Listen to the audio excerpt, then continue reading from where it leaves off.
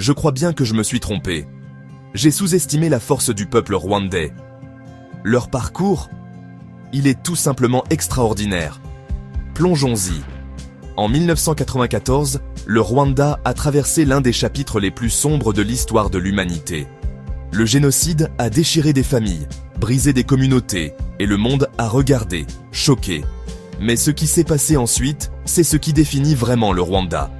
Au lieu de vivre dans l'ombre de la douleur, les Rwandais ont choisi l'unité. Ils ont reconstruit leur pays, brique par brique, cœur par cœur. Les survivants sont devenus des leaders. Les communautés ont embrassé le pardon. Et à travers cela, le Rwanda s'est transformé. Les écoles ont rouvert, les entreprises ont prospéré, et la nation a trouvé une nouvelle identité dans l'espoir. Aujourd'hui, le Rwanda est un symbole de résilience. Son peuple nous rappelle que guérir, ce n'est pas oublier. C'est choisir de vivre, d'aimer et d'aller de l'avant. L'esprit rwandais prouve que, peu importe la profondeur des blessures, le cœur humain peut toujours se relever. Alors la prochaine fois que vous vous sentez dépassé, souvenez-vous du Rwanda. S'ils peuvent transformer la tragédie en force, imaginez ce que vous pouvez faire. Ça, c'est la résilience.